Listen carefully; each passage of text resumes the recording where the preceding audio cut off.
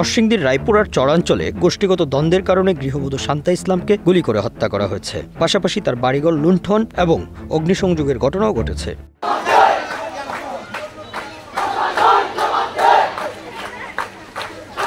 অন্তঃসত্ত্বা শান্তা ইসলামকে হত্যার প্রতিবাদে এবং আসামিদের গ্রেপ্তারের জন্য মানববন্ধন ও বিক্ষোভ মিছিল অনুষ্ঠিত হয়েছে রায়পুরায়।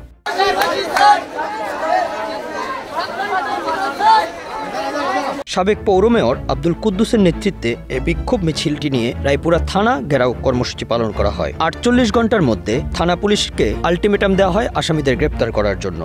আমি বলবো আইনের মাধ্যমে ওনাকে অ্যারেস্ট করা।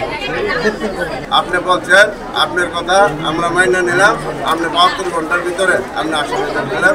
ঘটনার 9 দিন পরও সোহেলকে গ্রেপ্তার করা হয়নি এবং সে প্রকাশ্যে ঘুরে বেড়াচ্ছে বলে অভিযোগ পাওয়া গেছে। হত্যার আজকে 9 দিন পার হওয়ার যাওয়ার পরে পুলিশের কোনো পদক্ষেপ আমাদের চোখে পড়তেছে না। আসামি দিবালুকে বাড়িতে ঘুরতেছে। নিহতের বাবা আহসানুল্লাহ অভিযোগ করে বলেন, সোহেল ও তার বাহিনী বাড়িঘর লুটপাট করে শান্তা ইসলামকে হত্যা করেছে। শান্তার অস্ট্রেলিয়া যাওয়ার পরিকল্পনা ছিল।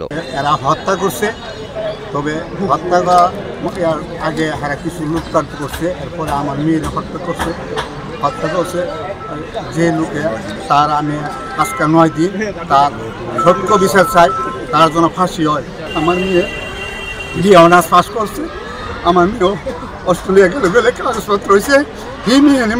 রায়পুরা থানা পুলিশ জানিয়েছে, র্যাব ও গোয়েন্দা সংস্থার লোকজন সোহেল এবং তার সহযোগীদের গ্রেফতারের জন্য 48 ঘন্টার সময় নিয়েছে।